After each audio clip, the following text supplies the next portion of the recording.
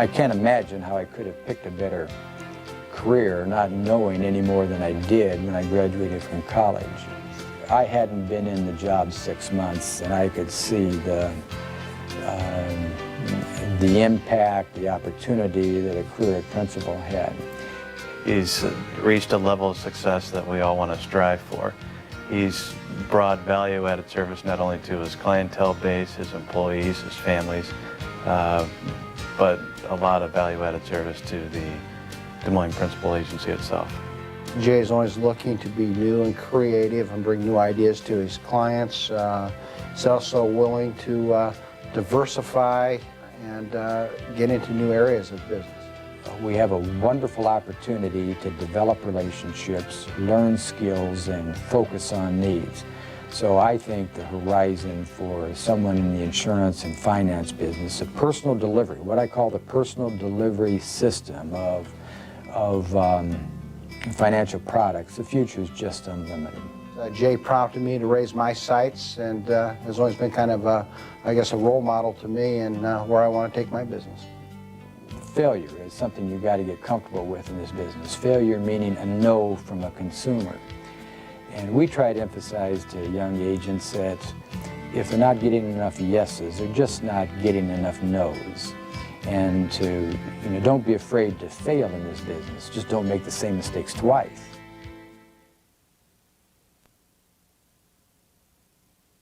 About why you started to work for Principal, or what you Jay, and what you see him do day to day. Okay. Jay gave me the opportunity to work at Principal.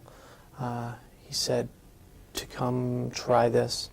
This really isn't something you'd want to talk about, or really wouldn't ask me. Jay has been a wonderful mentor towards me. He is very intelligent, very motivated, very determined to do what is right for each particular client. He discovers their needs and fits what we do here at Principal to each individual client on an individualized basis. And how has he helped you? He has taken me aside, been very almost fatherly with me on my career. He helps me, shows me what is the proper way to do certain things and what to do, what not to do. Sort of a hands-off approach. I find my own way, but he's very helpful. Have you seen him interact with any of his clients? On a limited basis, but everybody I know has spoken very highly about him. He is a very smart businessman, and he has almost a gift for being able to determine clients' needs and being able to help them in the most innovative, up-to-date way possible. Okay. Do you want to comment on why you think he's been so successful? I just know him on a more personal basis. I've only been here for a short period of time. The reason why he's been so successful is innovation. That's exactly why. Okay. Do you have any funny stories about him, or haven't you known him long enough to? I just know his race car stories. I know that he was odds-on favorite to win the Grand Prix this year. He would have won it except for his car. His car basically conked out, and he finished it running, but he didn't exactly finish it the way he wanted to. What kind of car was he driving? It was on the Neon Sport Challenge or something like that. So when he came back, you just blamed it on the car? Or? Well, I don't know if he blamed it. I guess he did. I think it was the car's fault, not Jay's. I like Jay's hobbies. I'd love to trade with him. What else is he into? Skydiving, race car driving, from what I see. Are all those things, is that kind of like what he's like? That sounds like... He's a very fast-paced individual. He enjoys working on the edge. And I guess being at the Principal, you're on the edge, the cutting edge. Gathered Orlando, but other than that, they've had it spread. Mm-hmm. Yeah, you hear that from some people, and then you hear from other people. I don't really care to talk to those people. Well, that's Yeah, that's probably Jack Fisher talking. I know all these guys pretty well, so. Yeah. We're ready to roll. Okay, we'll start off. If you want to just say your name for the camera, please. Okay. My name is Don Lester. Okay. I just, what I want to do is ask you how you got to know Jay and what it's meant to you working with him and as he's brought you into the fold and what you think of the business now, or him, basically. And if you want to just go ahead with that Okay. anytime. You can just look at me when you All right. answer. Okay. Well, Joe, I have a lot of long relationship with the Jay. I first met him when I was a Blue Cross Blue Shield account executive back in the early 80s, and did quite a bit of business and got to know a lot of the agents around town. And Jay mentioned that the Des Moines agency was looking for agents, was looking for opportunity to bring people in who wanted to further their career, and I took that opportunity to come down and visit with Dick Olson, and eventually signed up with the Des Moines agency in June of 1983, and I've been here ever since. So I guess Jay prompted me to raise my sights, and has always been kind of, I guess, a role model to me and where I want to take my business. Okay, very good. Why don't you tell me a little bit about what you've seen in his character? What you think about him as a person? Jay, when I think of Jay, I guess I think of a very hardworking individual. Jay is always looking to be new and creative and bring new ideas to his clients. He's also willing to diversify and get into new areas of business. He's added additional people to his staff that he feels will bring expertise to his clients and give them service and the quality that he wants to provide them. Is he still a mentor to you, or are you kind of past that? Well, I don't know if you ever really get past that point. Seems like no matter how well I do in my career, and I've had a number of very good years here with the agency, Jay always seems to be a step ahead, and I guess I really respect that. And it's good to have people to look up to yourself. Very good. Let's see. Why do you think he's been so successful? His willingness to take a risk, to get out there in the marketplace, and it's just not an easy business, especially when you're writing multi-line writing a corporation, 8 or 9 lines of coverage. There's a lot of competition in this business, a lot of expertise required, and you're not only successful. And I know Jay's had his defeats, and just like the rest of us, and I think that makes him very human, and makes you realize that you just pick up the pieces and go on, because there's always a new opportunity around the corner. Very good answer. Now's the time where you can come up with something funny. Okay, why don't you give me a second here? Okay, yeah, Is this still on? Yeah. Okay. Why don't you turn it off a minute? Let me just think. sure. Oh God, let me think a minute. If you hadn't asked me, I could come up with a couple of them. What are your favorite topics about? Oh, I just like to pimp him. Jay's always, he's putting all this promotional shit out all the time, and It's like I turn the camera. let me. Anything good. Well, tell me what you think of this one. It says, Jay, when I come think of Jay, I think of his new promotional video card that he put out, and I want to thank him for the copy that he gave me, because it's really keeping one of the tables in my office very level and not wobbling. Yeah, that's kind of mean. That's a little too mean, I think. But why not? Oh, what can I think about Jay? It's hard. It's hard to make fun of him, without coming off wrong, because I do have a lot of respect for him. Oh, I can't think of anything right now. Well, tell us about him losing the Grand Prix and how he blamed it on the car. We heard that one.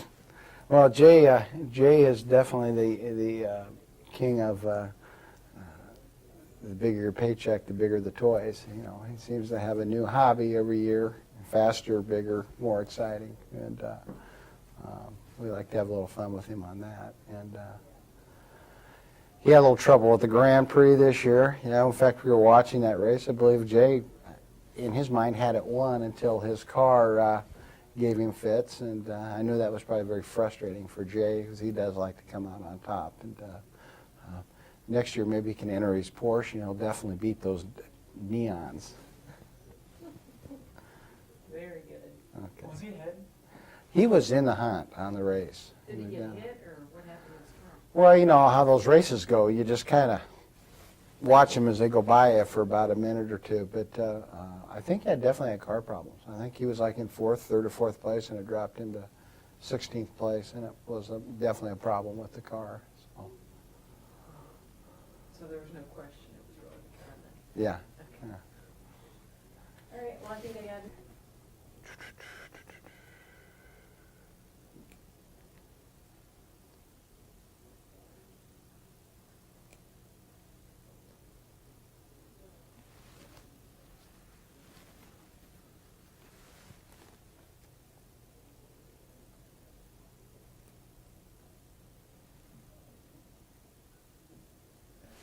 How many takes do we get at this? You can do it. As many as you need. Let's see, I got an hour and 50 minutes left to tape. You gotta leave a little bit of time for Jay. You ready to go? I'm right here. Okay. Let me first just start and say your name for the camera. John Bay. Okay. When you give your answers, you could just look at me. Okay. And I don't know if there's something in particular you wanted to talk about. Should we start with that first, or should I start asking you questions? Well, I don't know. My time, or what are we going to limit this to? About 30 seconds, if that? Of just you? We'll Yeah. probably use maybe 10. 10 seconds? Yeah. We've got 90 seconds total. We've got 4 people plus Jay, Okay. so that doesn't give us a whole bunch of time. But if you come up with a funny story, you get more. Oh, yeah. Yeah. Then you Yeah, know. funnier. I don't know the funny story. Okay. Well, yeah. Ask me the kind of questions, and then Okay. maybe I can condense it. Okay, what's he like to work with? Okay. Try another one. What's his character like? What's he like as a person? Jay's. What do I want to say? Let me think about that. What's he like to work with? Well, let me tell you what I wrote down, and then maybe we can kind of put it Okay. into that. He was pivotal. What's the word I'm looking for? Instrumental in my decision-making process. Okay, I'm just going to stop you and ask you to start from the beginning and go ahead with your sentence. Okay. Jay was instrumental in my decision-making process to join the Des Moines Principal Agency. And what else do I want to say about Jay? Wait. Oh, I'm not ready for You this. can keep that in front of you. I can't see it. Okay. Obviously, he didn't warn you guys. No, he didn't at all. I just, not at all.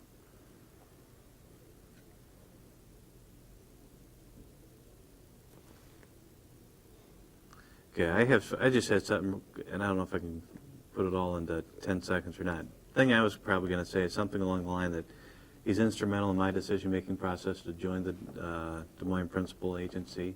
He has reached a level of success that we all want to strive for. And in working with Jay,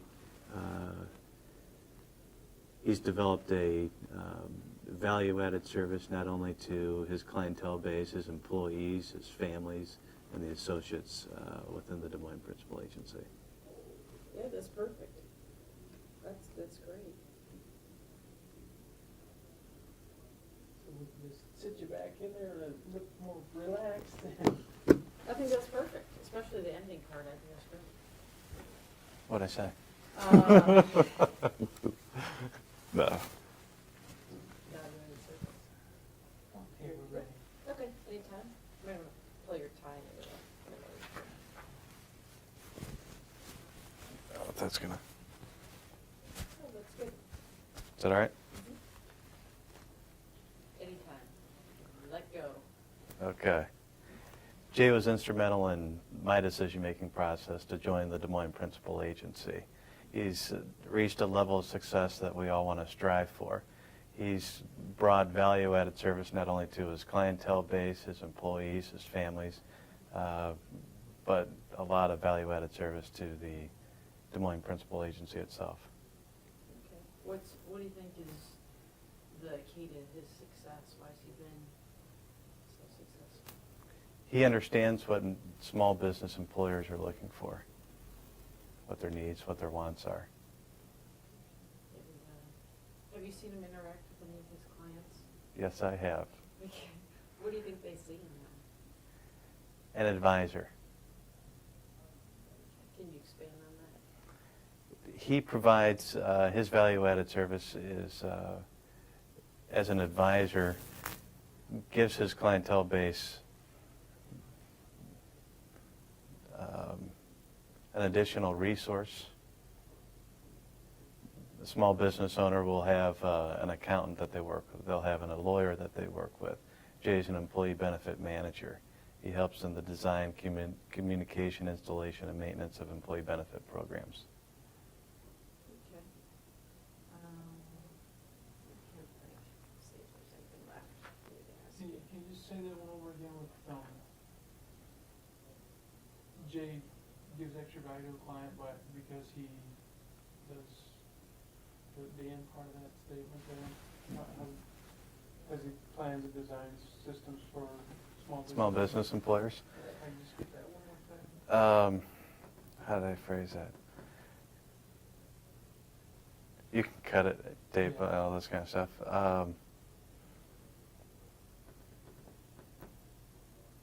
One of the value-added services that Jay provides is in the design, installation, communication, and maintenance of a high-quality employee benefit program. Okay. Why don't you tell me something about Jay that really impresses you? His motivation, his internal motivation, and his innate motivation. What does it rub off on you? Do you see it and think that's neat for him, or what do you think about it? It gives us all a level of it. Jay's created a level of excellence, yes, it definitely rubs off on all of us. Okay. You know what, I'm going to ask you to restate that question because I won't hear it in stuff that I'm asking you before. Which one? So maybe you could restate that and say Jay's strive for excellence rubs off on all of us or whatever. Just say it in a complete sentence. Not broken, complete sentence.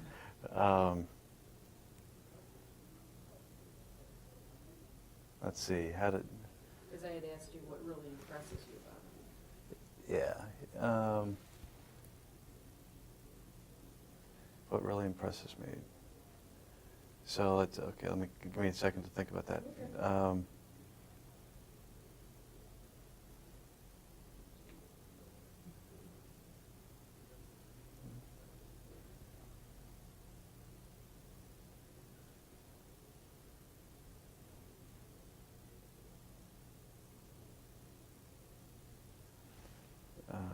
What's the word? Hang on, let me see that pen for a second. Let me get my thoughts here. Determination to provide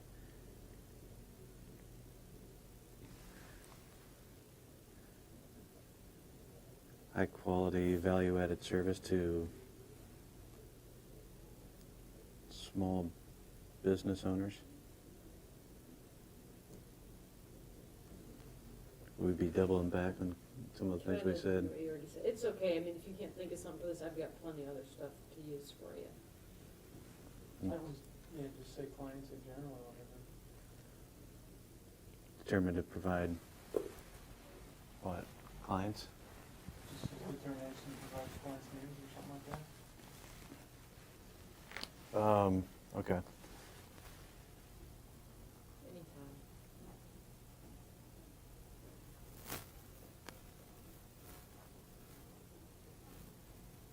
Okay. Should I ask you the question? No, let's, the thing that impresses me most about Jay is his ability to provide high quality service to his clientele. Okay, that's good. That's perfect. Well, Art's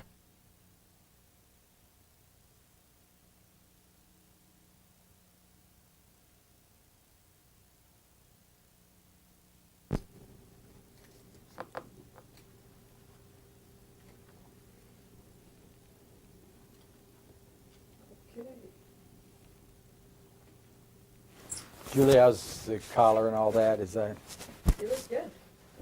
oh, you got a monitor down there? Yeah.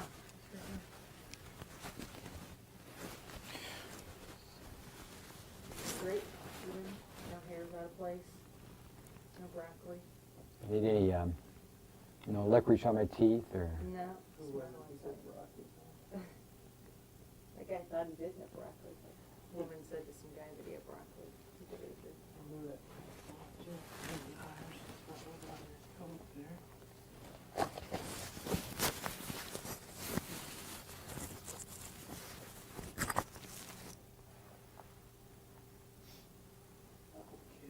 All right. I take these back and ask you the bracketed ones. Ask whatever you want. I mean, as I thought, those, I don't have anything prepared. I just rather kind of be responsive and Yeah. what, I think those in. All right. Should I sit? Yeah, you Okay. can just sit there. do a Connie Chung on me Yeah. here, just between you and me. And every, You really think of Clark Benning. No, if we talk about role models here, I'd mention. Okay, And yeah, I think- we'll get into a little bit of that. I know that's something that's really important to him as well. He talked a lot about that when we interviewed him. He was the first one, and you're the last one. We're Okay. in the same place. Sense of closure here. Okay. All right, you so tell me when you're ready to go? ready. Okay. Do you want to do a sound check or anything? You okay? I or- got it. I just Okay. kind of rolling with your Okay. conversation. As you know, when we do this, you can just look right at me. Okay. Forget about the That'd be easy to do. Okay, and you can stop and start your answers and tell me not to ask a question whenever you want. This will Okay. all be edited. Okay. Okay, I'm gonna go kind of down the line and we'll see where it goes. Okay. Okay. Okay. Did you want to answer, what are your personal rewards that you get from your career as an agent with Principal? That's a big one that people have passed on, just so you know. You have the benefit of me telling you what other people have answered.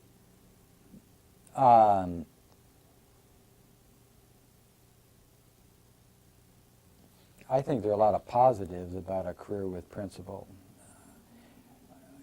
When I joined Principal out of college in 1969, I went to work in the group and pension department in Omaha. And it was that experience that really gave me the foundation for doing what we're doing. It also gave us an opportunity to meet some excellent role models in the what's called now the Lincoln Agency. Role models like Carl Hendrickson, Bruce Hendrickson. We just lost Carl this year, and he was a marvelous influence. I can't think of Principal without thinking of Carl and Ruth Hendrickson and Bruce and Carol Hendrickson and Wendell Jensen and some of those fine people. They weren't the biggest producers in the world, but they set the stage for my career, and they have a tone of ethics that is just an excellent role model for any agent and me in particular. Okay, and kind of going on that same vein, do you have a personal philosophy that you go by, maybe that you've learned from them? Well, we've just gone through a very intensive process of developing vision and mission, and our vision now is enrich the lives of those who care. And a couple of things there are important. Enrich in every facet of that. We want it to be a profitable relationship for those that choose to do business with us. And then the idea of those who care. And an agent in their career is going to find people who just don't care very much. And I think a young agent's first job is to eliminate those people who they can't do business with and focus their time and energies on those who care about the process and will be enriched as a result of the agent's work. So are you saying, the guy shouldn't do work with someone who doesn't care about where his money's going? Or? Exactly, exactly. And it's nothing that the agent has done wrong. It's just a wrong time in that person's life. maybe their thought process doesn't work that way. An agent's time is too valuable to waste their energies on those who don't care. So you might as well identify those early and move on to those people who do care. What if they give you a big pile of money and say, I don't care what you do with it, just make me rich? Does that not count, or is that sort of an exception? No, that has happened, and those are the ones you want to be very, very careful with and potentially avoid, because I think that's just a lawsuit that's waiting to happen. If you don't educate the consumer comfortably to the risks involved and have a clear understanding of what their goals and needs are and educate them properly, it's just a misunderstanding waiting to happen. Okay. It's good to know. I never would have thought of that. Come to me with a pile of money, Julian, we'll talk about it. Yeah, well, you know, that's why it hasn't Yeah. happened yet. I come with my little 401k to my financial planner. Uh-huh. I don't think he cares as much as I do. Let's skip down and talk about the feeling that you have knowing that you've helped people, since you've already identified that people really do care. So maybe you can think of a specific instance where you've helped someone.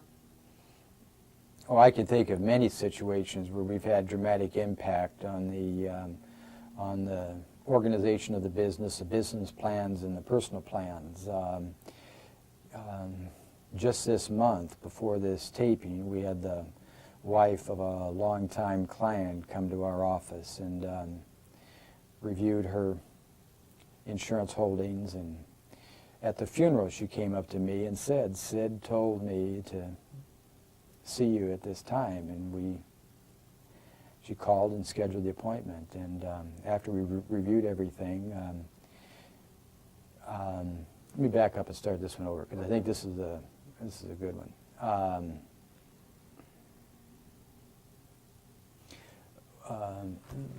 One of the most significant recent events occurred following the funeral of a longtime client.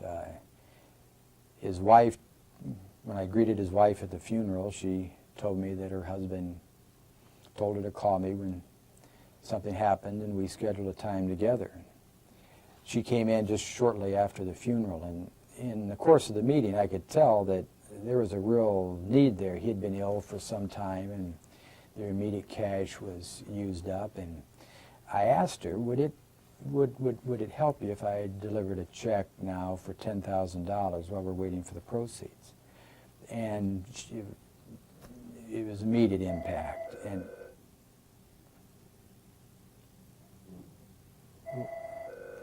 I don't believe this. Don't believe this.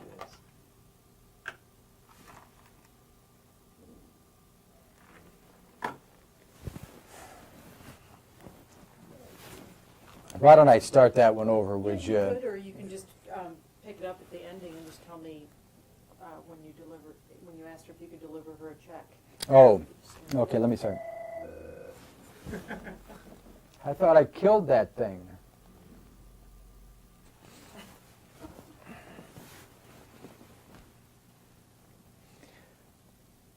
When she came in after the funeral and we were just visiting about things, I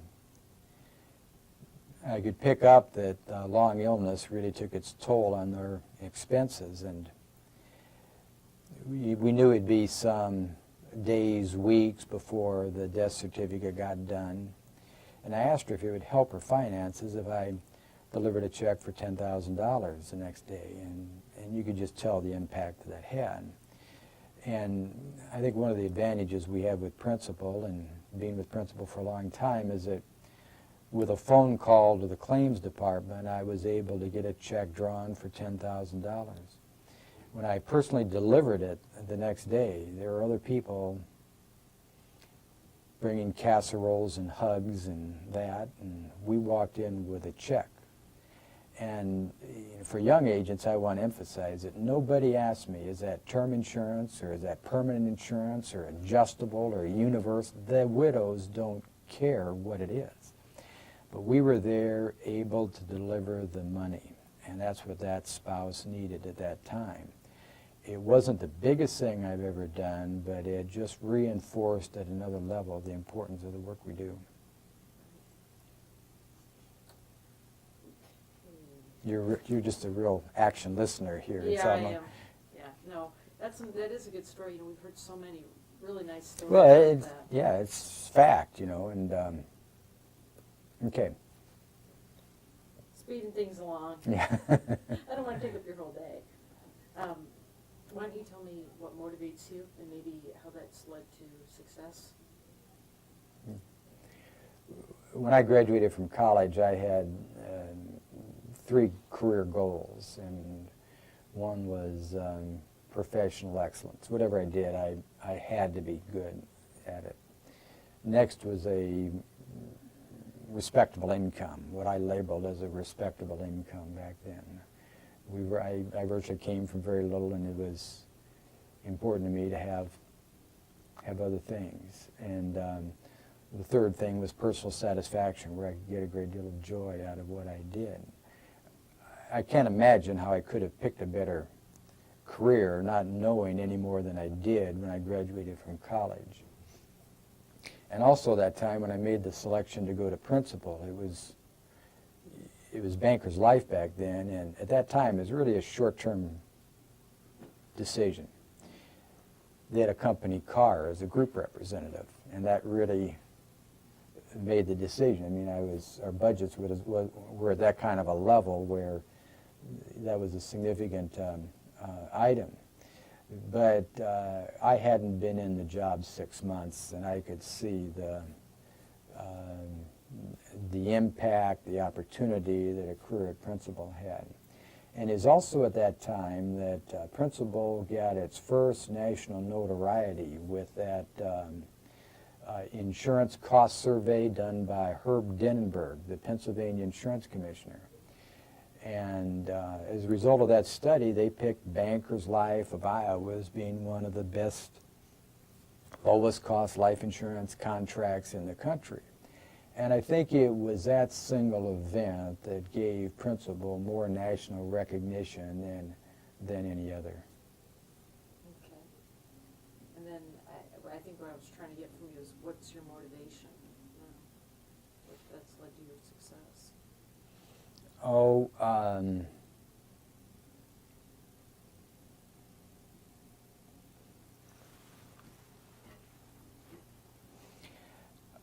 I think any successful agent has to credit a handful of items. Number one, I would define them as controllable events and non-controllable events. The controllable events, I think, focus on your self-image, how you look at your business, how you look at yourself in business. And we look at ourselves first as I'm a businessman, and my business happens to be insurance and investments. And we approach business that way. I mean, what would a business owner do? I mean, they'd invest heavily in themselves, their staff, their equipment, their clients, and then they invest heavily of their time. And then failure is something you've got to get comfortable with in this business. Failure meaning a no from a consumer. And we try to emphasize to young agents that if they're not getting enough yeses, they're just not getting enough no's. And to, don't be afraid to fail in this business. Just don't make the same mistakes twice. And then the uncontrollable is just a little bit of luck. Luck through underwriting, luck through timing, luck through preparation. Never discount the value of luck in this business. That's what Clark said too. I asked him what he attributed his success to, and he said luck. Why don't you ask me about role models? Okay. Do you want to talk about that now? Yeah, Okay. I had 2 significant role models that I think are good to share with. The first role model, and it'd be plural with the role models, and it'd be the senior agents at the Lincoln Agency that were gracious enough to take my wife and I under their wing when we got started. And that'd be Carl Hendrickson and Bruce and Wendell Jensen and others. And most recently in this agency here in Des Moines, we had the pleasure of Clark Benning joining us. This was 5, 6, 7 years ago. I lose track of time. Clark had been a successful agent at other companies and well known in the community. And by any measure, he was successful. But when he came to principal, for some reason, he found a new niche market and a new horizon and a new level of success that he just didn't enjoy before. I think that's just a tremendous role model for any new agent in this business, that there's always a new horizon that we can work toward. Okay, very good. Very well said. That'll make Clark happy. Do you want to talk about who the important people are in your life? Since we don't see any of them here. Absolutely. I couldn't enjoy the success I have if I didn't have a strong family. And I've been married for 25 years or 26 years to Brenda, and she takes a lot of the day-to-day responsibilities at home off of me so I can focus on business things. We have 2 daughters who are very successful in their own right, a graduate of DePauw University who's an actuary here in Des Moines, and then a sophomore art student at the Rhode Island School of Design. And in their own ways, in their own careers, they're developing their own definitions of success. And again, I think a lot of parenting is just good luck. And I was fortunate enough not to have some of the pressures on me as a parent with kids that got themselves into a lot of trouble. So a lot of the success I have is certainly a result of the input from my family. Lucky for you. Yeah, exactly. With 2 girls. Let's see.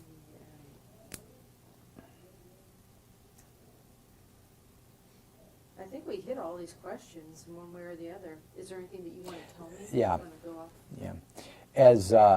As we approach 1995 and the 30 seconds of notoriety that being an executive cabinet again gets you, I hope all agents can focus on 3 primary areas, and one would be focusing on professionalism in their day-to-day business activities and in their personal lives. And the second area would be just the ethics of the business with their colleagues and with their primary companies and obviously with their clients. And then the third area would be that of collegiality with their peers and with their industry. After you've been in the business so long, making money isn't the issue. We set our goals by what we can give away, and we focus on primary charities and, of course, our industry. Our industry can't continue with the success that it has if we lose some of these very thin strands of tax advantage that our business enjoys. So I'm encouraging all agents here and around the country to participate in their NALU programs, AALU, and make contributions to their political organizations in the communities that they're in to encourage a strong insurance industry. Okay. How's that for a commercial? That was. Oh, boy. I think you're running for office here. Oh, that was actually wrong. Well, there's probably one that gets cut. So, okay, what else? Let's see your question. Let me see if there's anything else that strikes You me. answered them. Personal goal worth there. How about any advice you would pass on to new or beginning agents as to what keys for success or? Okay.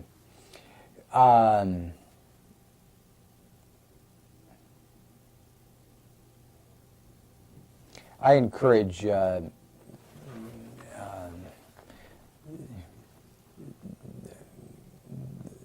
recruits or the new agents I've been able to encourage to consider principal and come to principal. I've had an opportunity to play some role of encouragement in their lives, and I think I stress 2 primary things, and one is quality first. And quality means quality activities, quality recommendations, quality equipment, quality staff, just every component that quality can relate to.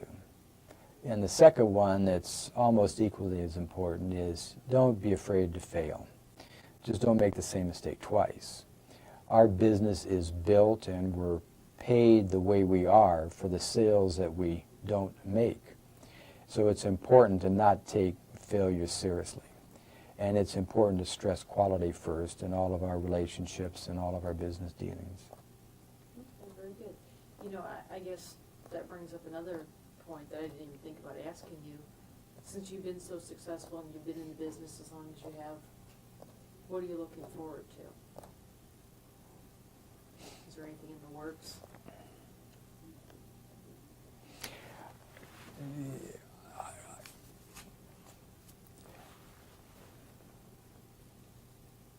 As good as we're led to believe we are with the production levels we have, I have to focus on the idea that we're pretty insignificant and we've got a lot of growth to do. In these last 2 weeks, I've attended out-of-town schools on family limited partnerships, welfare benefit trusts, and then on one called the Callan College with a focus on investment analysis, developing the investment consulting part of our business. We've just scratched the surface of what we can do. We have a wonderful opportunity to develop relationships, learn skills, and focus on needs. So I think the horizon for someone in the insurance and finance business, a personal delivery, what I call the personal delivery system of financial products, the future is just unlimited. Okay, I hope so. All right, anything else that you want to talk about? What do I want to say here?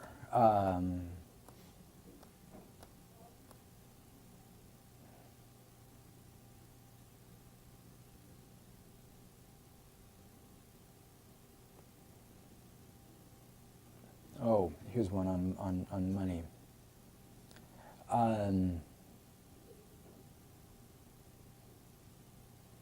We have a staff of 8 people. And again, I couldn't do what I do without the people who've elected to work with us. And the issue always comes to, at a superficial level, how much money do you make, how much money do you earn? And I try to encourage staff to think of money as applause from an appreciative audience. And that's really all that it is. If your audience doesn't appreciate you, they're certainly not going to applaud you. And we define applause as the income we receive from the products that our consumers buy. And when you soften the role of money in the equation to looking at that, it creates a different level of need satisfaction. Everybody wants to be appreciated. I think it's a tremendous boost when you can open a relationship, uncover a problem area, and use our talents and products to solve financial problems better than anyone else. And I think that's the real joy I get out of the business now. Okay, that's good. Okay, how'd we do? I think you did really well.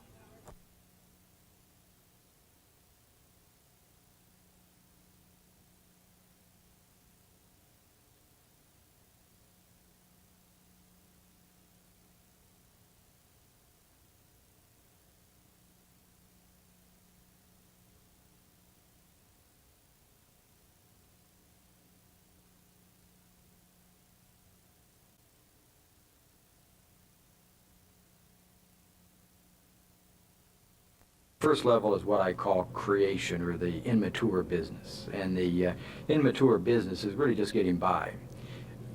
First we have to focus on what the #1 job for business is, and that's to stay in business and attract and retain customers profitably, ethically, and professionally. Okay, within all of that, we know we have a group of internal customers. Internal customers are the employees that are necessary for us to do our normal business functions.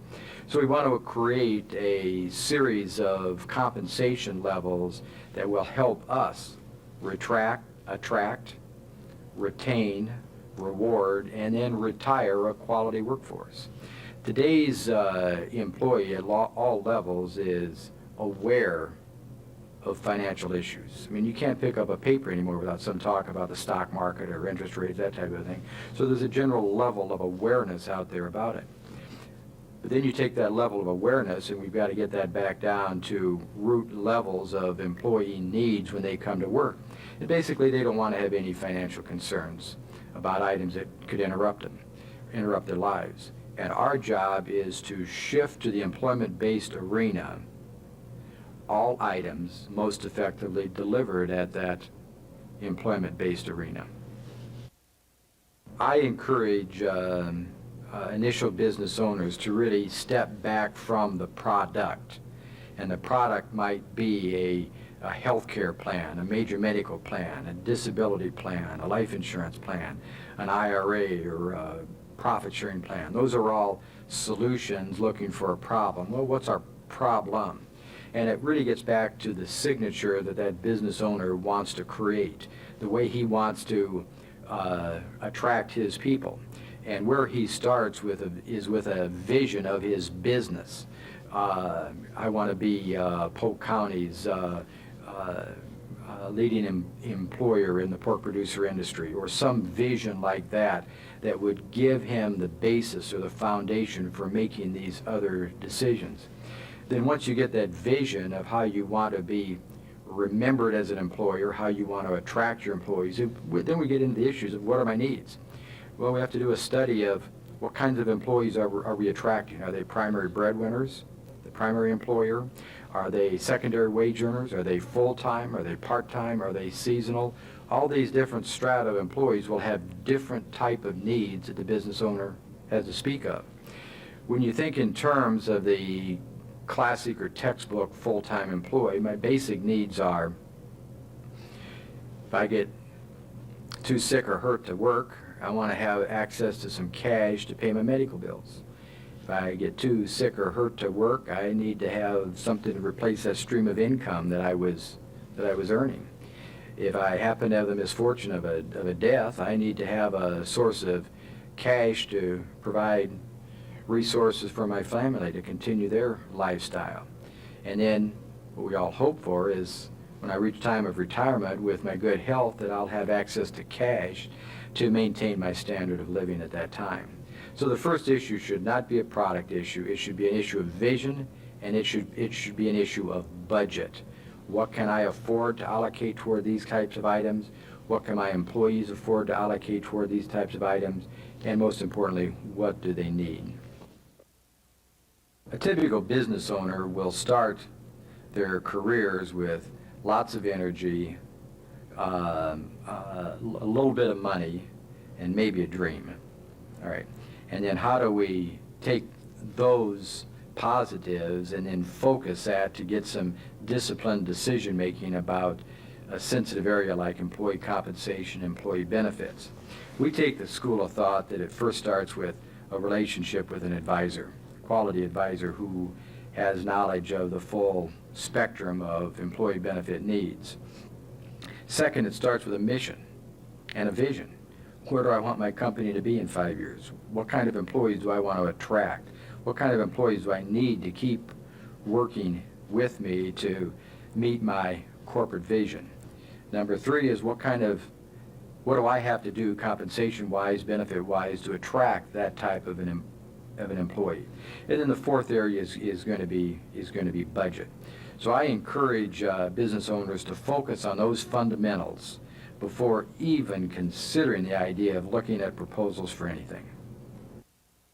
Well, we've got two levels of flexibility that need to be discussed. First level is from the employer level, and flexibility typically comes into budget issues. It comes into how I fairly deliver benefits as compensation to my employees based upon their needs. One of the most typical things that we deal with is the background that most employers have, that they may pay all of an employee's health care or a level percentage of an employee's health care if they're single or family. We've got two issues to deal with there. Neither one's right or wrong. It gets back to vision and mission statements. One is, do I want my corporation to be family friendly? Do I want to create an environment where it's attractive to the person with a family, the employee with a family? Or number two, do I want to be compensation fair? Do I want to fairly reward each employee based upon their ability to produce a unit of work? Then we have to ask ourselves the question, does my employee produce a better unit of work based upon the numbers of dependents that they have? In the old days, we had the textbook answer that employees are more predictable, reliable, productive. There's a whole new paradigm in employee benefit management where we have to be sensitive about the issues of fair compensation. We clearly admit to ourselves that I need compensation that is flexible to meet the needs of the employees I need at these different stages that'll help my business grow. So flexibility, again, at two levels, and that is a level to distribute benefits among employees based upon their needs. Number two, flexibility in changing my level of contribution based upon my profitability. And then we get to the employee level, the degree of flexibility they need.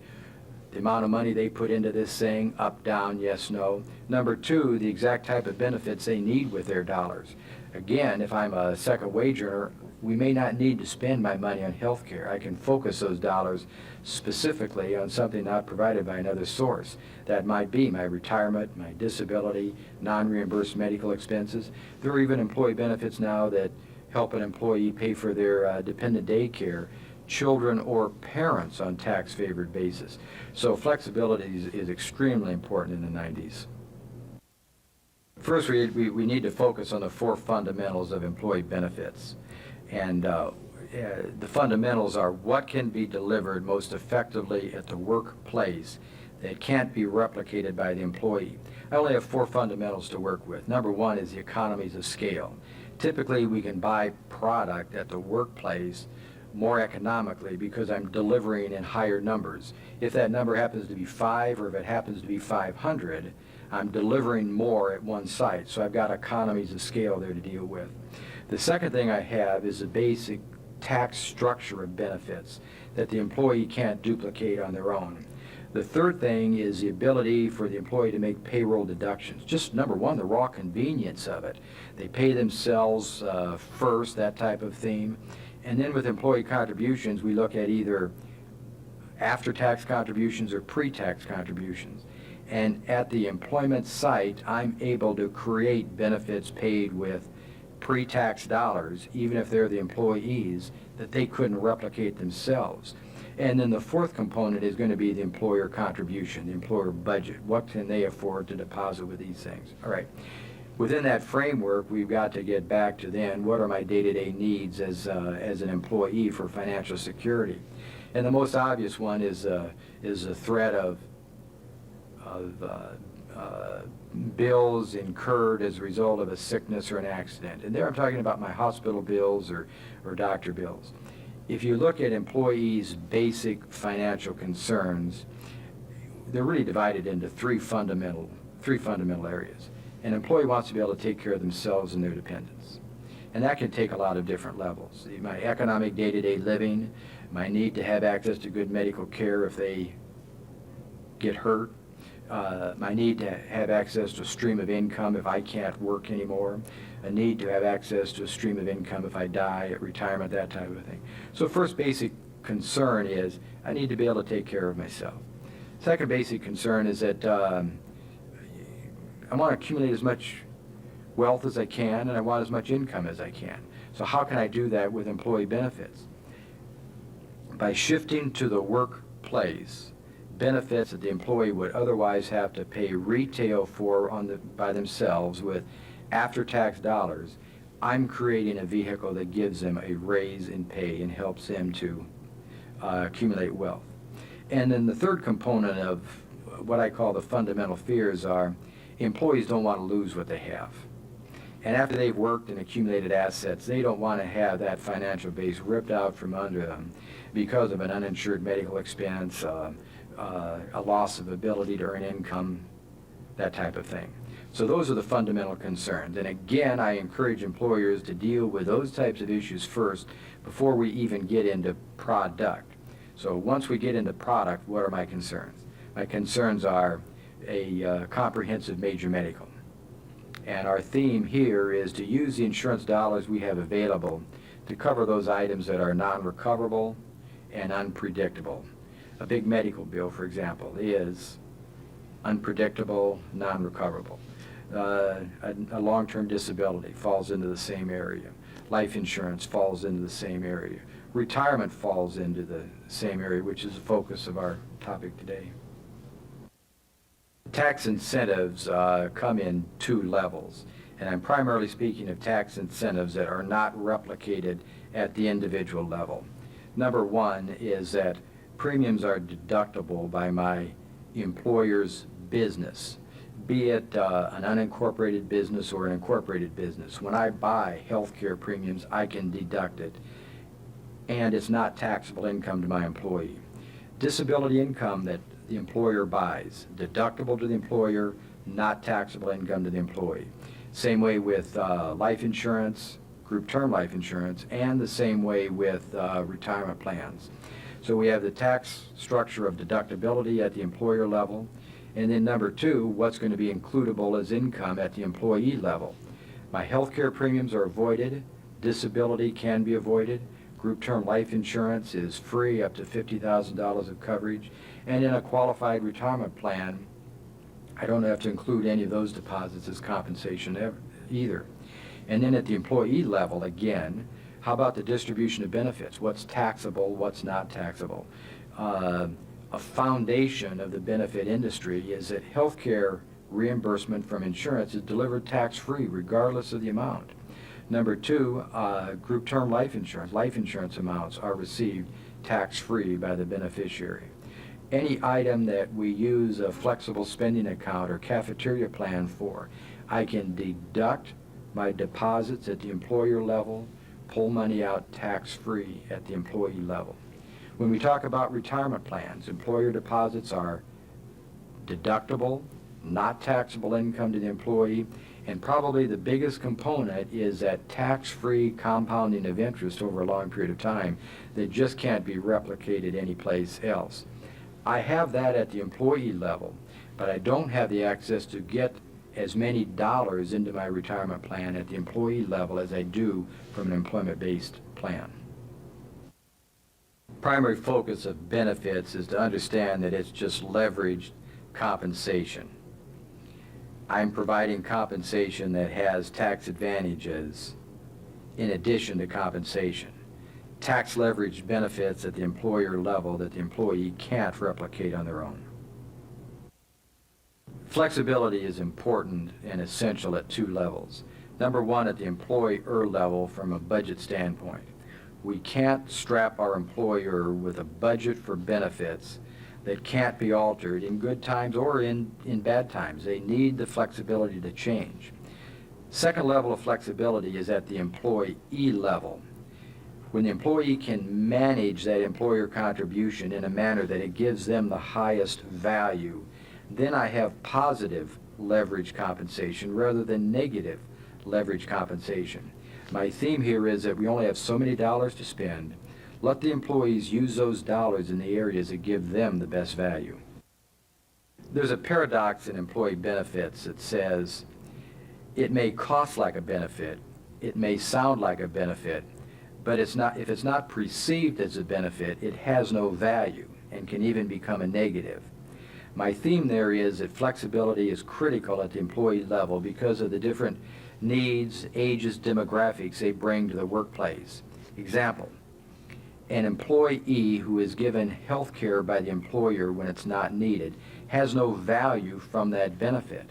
We'd rather take those same dollars and let the employee focus those dollars in an area that gives them more value, i.e. preparation for retirement, non-reimbursed medical expenses, dependent daycare, group auto, group homeowners, a variety of other benefits that give them value now.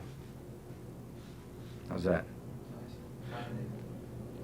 Oh, again, after you've created a reasonable vision or mission, it starts with a relationship with an advisor, someone knowledgeable about the employee benefit arena, and that can speak at all levels, from the qualified retirement benefits to the non-qualified insurance benefits to the other compensation type programs.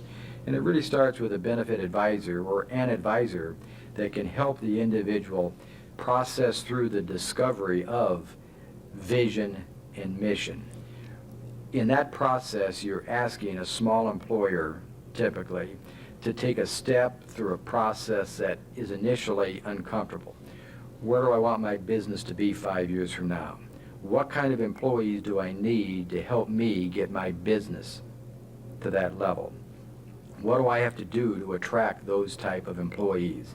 And once we go through those basics, once the employer understands the fundamentals and the benefits of employment-based benefits, the rest becomes fairly easy.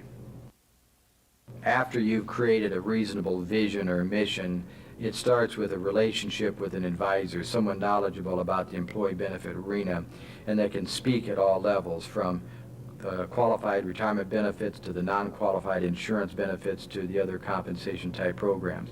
And it really starts with a benefit advisor or an advisor that can help the individual process through the discovery of vision and mission. In that process, you're asking a small employer, typically, to take a step through a process that is initially uncomfortable. Where do I want my business to be 5 years from now? What kind of employees do I need to help me get my business to that level? What do I have to do to attract those type of employees? And once we go through those basics, once the employer understands the fundamentals and the benefits of employment-based benefits, the rest becomes fairly easy. With employee benefit management, an employer has a tremendous opportunity to provide value at a couple of levels. Number one, the idea of leverage compensation, which we talked about. The second thing is what I'll call the moral issues or moral responsibilities that a business owner has for the employees that he attracts, he keeps, and he retires. And that is a vision of improving their lives, enriching their lives at a level where they can retire comfortably after a career, where if they work for you, they don't have to worry about their level of income if they have a sickness or accident to hurt to work, if a death occurs. And we can put a signature on our style. A small business owner may not have the most money to spend, but if they sensitively deliver the money they have to spend to create value for their employees and put a signature on that relationship, they'll have their employees forever.